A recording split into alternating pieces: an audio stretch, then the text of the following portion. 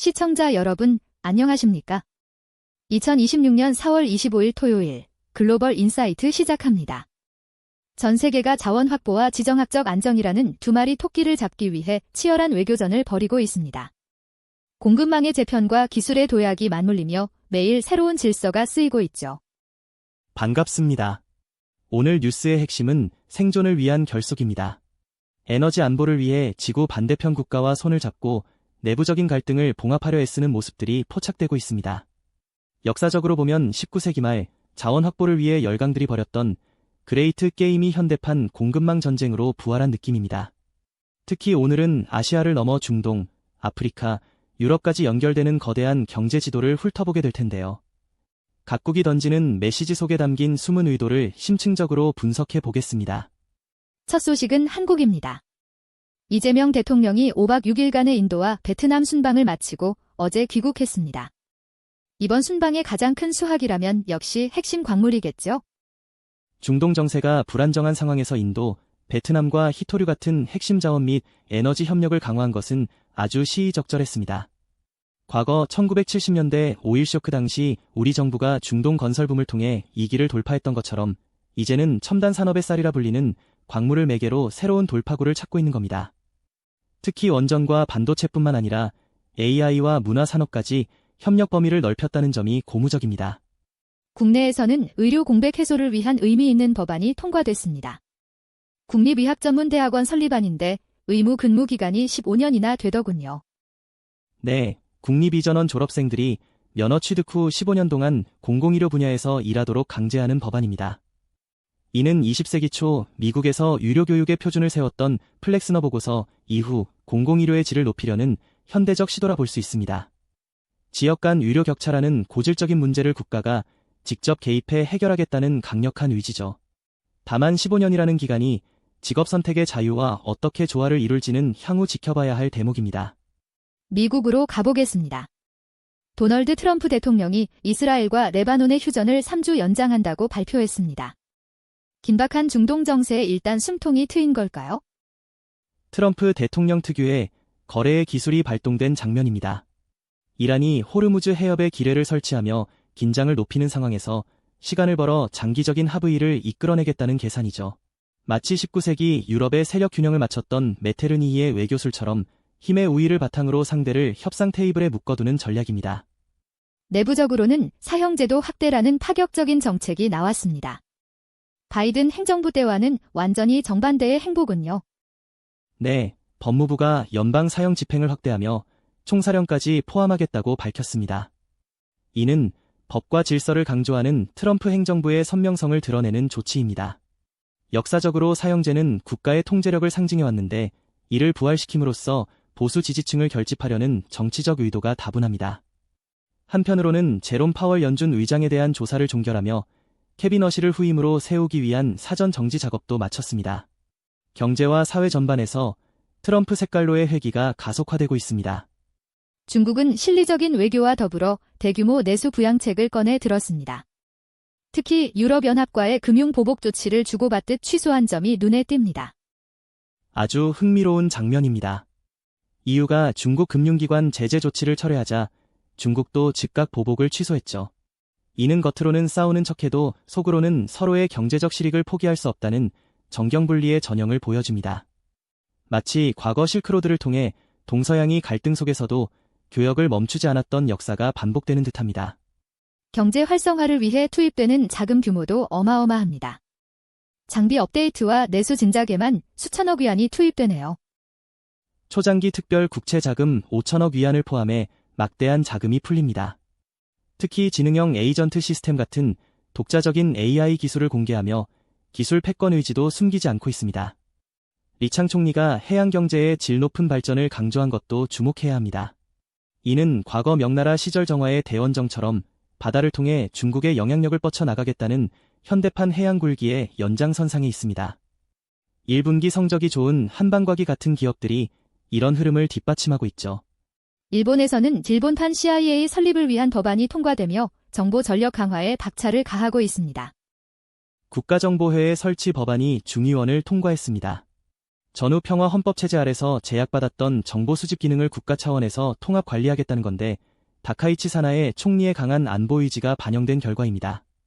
역사적으로 메이지 유신 당시 일본이 해외 정보를 빠르게 흡수해 근대화를 이뤘던 것처럼 정보력이 곧 국력이라는 판단을 내린 겁니다. 물론 사생활 침해 우려라는 민주주의적 가치와의 충돌은 피하기 어려워 보입니다. 기술 분야에서는 소프트뱅크가 내놓은 AI 전용 스마트폰이 화제입니다. 기기 자체에서 AI가 돌아가는 방식이라면서요? 네, 내추럴 AI를 탑재한 5G 스마트폰입니다. 기존의 클라우드 방식이 아니라 기기 자체에서 처리하는 에지 AI 기술인데 이는 히타치가 개발한 반도체 기술과 맥락을 같이 합니다. 1980년대 일본이 워크맨으로 전 세계 가전시장을 제패했듯 다시 한번 기기의 혁신을 통해 기술 종주국의 자존심을 회복하려는 시도로 보입니다. 이라는 경제적 압박 속에서도 외교적 돌파구를 찾기 위해 분주한 모습입니다. 하지만 상황이 녹록지는 않아 보입니다.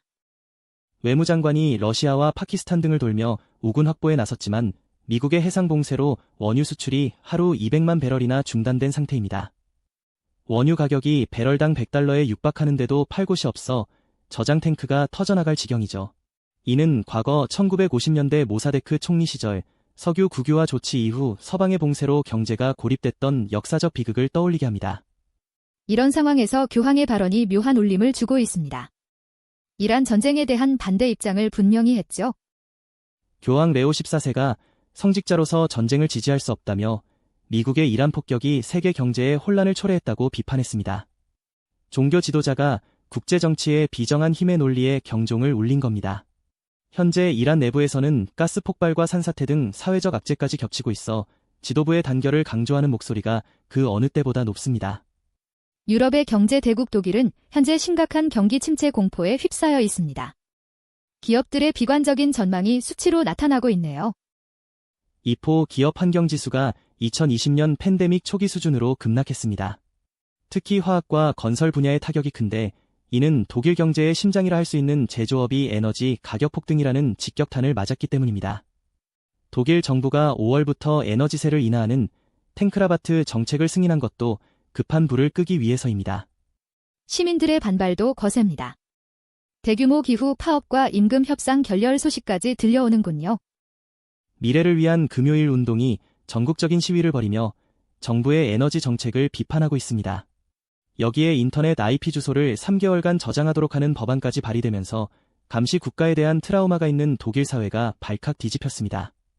마치 19세기 비스마르크가 사회적 안정을 위해 채찍과 당근을 동시에 썼던 것처럼 현재 독일 정부도 경제적 보조금과 강력한 규제 사이에서 아슬아슬한 줄타기를 하고 있습니다. 이스라엘은 정치적 혼돈과 경제적 고통이 겹친 상황입니다. 총선을 앞두고 여론이 팽팽하게 갈리고 있군요. 베냐민 네타냐후의 리쿠드 당과 나프탈리 베네데 정당이 동률을 기록할 정도로 민심이 요동치고 있습니다. 전쟁의 장기화가 정치적 불확실성을 키운 결과입니다. 특히 주목할 점은 이스라엘 세케라가 30년 만에 최고치를 기록했다는 겁니다. 보통 통화 가치가 오르면 좋아 보이지만 수출 비중이 높은 첨단 기술 기업들에게는 치명적인 약재입니다. 문화적으로는 베니스 비엔날레에서 제외되는 수모를 겪기도 했습니다.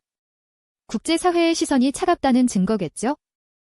네, 전쟁 범죄 혐의 조사 등의 이유로 세계 최고의 예술축제에서 배제된 건데 이는 이스라엘에 상당한 심리적 타격을 줄 겁니다. 마치 고대 그리스 도시국가들이 올림픽에서 제외되는 것을 가장 큰 형벌로 여겼던 것과 비슷합니다. 경제적으로도 해운사인 ZIM의 경영진이 줄사퇴하는 등 혼란이 가중되고 있습니다. 그럼에도 불구하고 모디인 지역에서 조류 관찰 투어가 열리는 등 일상의 평화를 찾으려는 시민들의 노력은 계속되고 있습니다. 아프리카의 콩고 민주공화국은 심각한 인도적 위기 속에서도 미래를 위한 투자를 멈추지 않고 있습니다. 1000메가와트 규모의 태양광 프로젝트 소식이 들려옵니다. 그린 자이언트라고 불리는 거대 프로젝트입니다. 600만 명의 이재민이 발생하고 식량 위기가 극심한 상황에서 이런 대규모 인프라 투자를 단행하는 것은 결국 에너지가 빈곤 탈출의 열쇠라는 판단 때문입니다. 이는 과거 대공황 시절 미국이 테네시강 유역 개발 공사를 통해 일자리를 만들고 경제를 살렸던 모델과 닮아 있습니다. 하지만 당장 해결해야 할 과제가 산더미입니다. 성폭력과 아동 영양실조 문제 등 인도적 지원이 절실한 상황이죠. 2660만 명이 식량 불안 상태에 있고 5세 미만 아동의 발육 부진이 심각합니다. 신뢰할 수 있는 휴전 감시 체제가 작동해야 이 비극을 멈출 수 있는데 유엔과 국제사회의 지원이 턱없이 부족한 실정입니다. 디지털 경제를 위해 미국 기업과 손을 잡는 등 체질 개선을 시도하고 있지만 평화가 전제되지 않은 성장은 모래성일 뿐입니다. 마지막으로 수단입니다.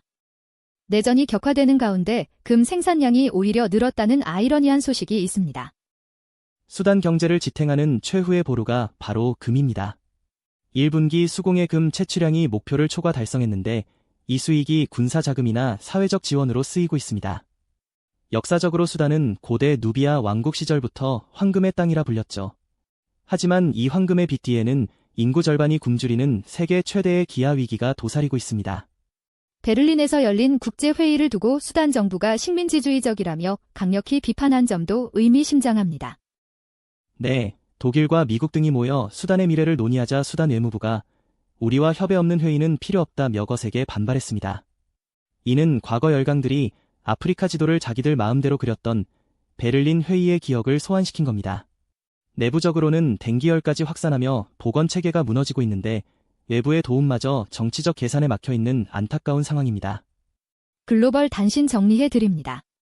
한국이 몰도바와 경제협력협정을 체결하며 전 세계 100개국과 공식 협력 체계를 구축했습니다. 중앙유럽 진출의 교두보를 마련했다는 평입니다. 또한 미국과 유럽연합은 핵심 광물 전략 파트너십을 체결하며 탈중국 공급망 구축에 속도를 내고 있습니다. 문화적으로는 중국과 그리스가 아테네에서 첫 공동 고고학 프로젝트를 시작했는데 이는 문명 교류를 내세운 중국의 소프트 파워 전략으로 풀이됩니다. 오늘 글로벌 인사이트에서는 자원과 안보를 둘러싼 10개국의 긴박한 소식들을 짚어봤습니다. 각국이 처한 상황은 다르지만 결국 더 나은 미래를 위해 연대하고 투쟁한다는 점은 같아 보입니다. 오늘 우리가 다룬 뉴스들을 관통하는 한 줄 평은 이기 속의 금맥은 혼자가 아닌 함께할 때 발견된다입니다. 각국의 갈등이 깊어 보이지만 그 기저에는 결국 협력을 통한 생존의 갈망이 깔려 있습니다. 우리도 이런 흐름을 잘 읽어내야겠습니다. 오늘 준비한 소식은 여기까지입니다. 청취자 여러분, 활기차고 의미 있는 하루 되시길 바랍니다. 고맙습니다. 감사합니다. 좋은 하루 보내십시오.